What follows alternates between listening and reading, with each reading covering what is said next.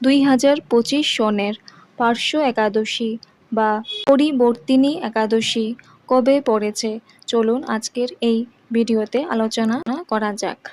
ভাদ্র মাসের শুক্লপক্ষের একাদশী ব্রত।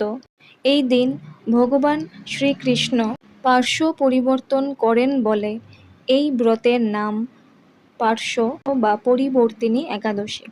আষাঢ় মাসের শুক্লপক্ষের একাদশী তিথিতে ভগবান শয়ন করেন ক্ষীর সমুদ্রে অনন্ত শয্যায় এবং 2 মাস পরে অর্থাৎ ভাদ্র মাসের শুক্লপক্ষের একাদশীতে ভগবান শ্রীকৃষ্ণ পার্শ্ব বা দিক পরিবর্তন করেন বলে এই ব্রতের নাম হয়েছে পার্শ্ব বা পরিবর্তিনী একাদশী।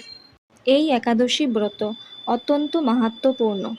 এই ব্রতের মাহাত্ম্য এই চ্যানেলে দেওয়া হয়েছে, আপনারা সকলেই চেষ্টা করবেন এই একাদশী ব্রত পালন করার। কারণ ভগবান ভাবগ্রাহী জনার্দন, আমাদের মনের ইচ্ছা বা চেষ্টাকে ভগবান আনন্দ সহকারে গ্রহণ করে। আমরা কতটুকু শাস্ত্রসম্মতভাবে একাদশী ব্রত পালন করতে পারলাম তাতে ভগবানের সন্তুষ্টি বিধান হয় না, বরং আমরা কতটুকু ভগবানের নির্দেশ পালনের ইচ্ছা রাখি বা পালন করার চেষ্টা করি তাতে ভগবান অত্যন্ত প্রসন্ন হন।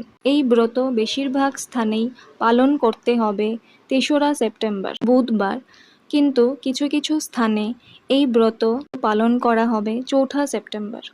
ভারতের পূর্ব দিকের রাজ্যগুলিতে ব্রত পালন করতে হবে 4ঠা সেপ্টেম্বর অর্থাৎ বৃহস্পতিবার। যে সকল স্থানে 4ঠা সেপ্টেম্বর এই ব্রত পালনীয় চলুন জেনে নেই। তা হচ্ছে ভারতের উত্তর পূর্বাঞ্চলে অবস্থিত রাজ্য গুয়াহাটি, আসাম, ত্রিপুরা, মিজোরাম, মণিপুর, নাগাল্যান্ড, অরুণাচল প্রদেশ, সিকিম এবং তার সঙ্গে পশ্চিমবঙ্গ, আন্দামান নিকোবর দ্বীপপুঞ্জ এবং নেপাল, বাংলাদেশ, ভুটান, মায়ানমার এই সকল স্থানেও 4ঠা সেপ্টেম্বরে অর্থাৎ বৃহস্পতিবারে একাদশী ব্রত পালন করা হবে। কারণ হরিভক্তি বিলাস অনুযায়ী যদি 2 দিন ব্রহ্ম মুহূর্তে একাদশী তিথি স্পর্শ হয় তাহলে দ্বিতীয় দিনে উপবাস ব্রত পালন করা কর্তব্য। যে যে স্থানগুলি এখন বলা হয়েছে এই সকল স্থানেই দ্বাদশী যুক্তা একাদশী পড়েছে, অর্থাৎ সেই দিন বামন দ্বাদশী রয়েছে।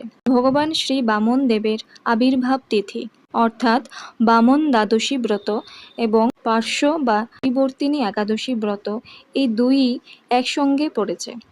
তাই এই 2 মহাপর্বের একই দিনে ব্রত পালন করা হবে এবং 2টি ব্রতেরই ফল পাওয়া সক্ষম হবেন। এখানে একটি মুখ্য বিষয় হচ্ছে যে সমস্ত একাদশী ব্রত পালন করা হয় নিজের অবস্থানরত শহরে, অর্থাৎ আপনি যে শহরে বা যে অঞ্চলে নিবাস করেন ওই স্থান হিসাবে ব্রত পালন করা কর্তব্য। এই একাদশী তিথিতে নির্জলা উপবাস পালন সর্বোত্তম বিধি এবং না হলে প্রত্যেকটি একাদশী ব্রতই ফল, জল, দুধ আদির দ্বারা পালন করা যায়।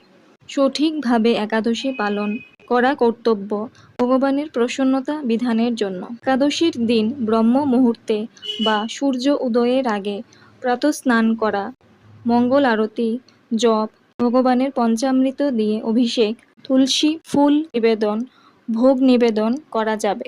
ব্রহ্ম মুহূর্ত বলতে সূর্য উদয়ের 1 ঘন্টা 36 মিনিট আগে থেকে ধরা হয় এবং এই ব্রহ্ম মুহূর্তটি 36 মিনিট অবস্থান করে।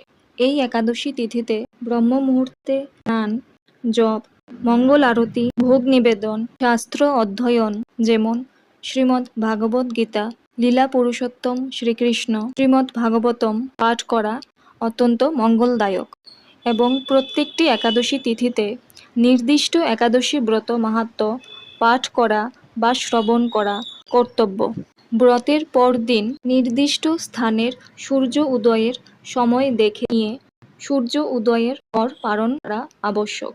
প্রত্যেকটি একাদশী তিথিতে পরের দিন পালন করার কিছু নির্দিষ্ট সময় থাকে, এই সময়ের মধ্যেই পালন করা আবশ্যক। আপনারা আপনাদের নির্দিষ্ট স্থানের একাদশী ব্রতের পালনের সময়সূচি যদি জানতে চান তাহলে নিচে দেওয়া কমেন্ট বক্সে জানাবেন। পরবর্তী ভিডিওতে অবশ্যই পালনের সঠিক সময়সূচি দেওয়া হবে। এই পালনের সময়ের মধ্যেই পঞ্চ রবি শস্য সহ চরণামৃত নিয়ে পালন করা হয়।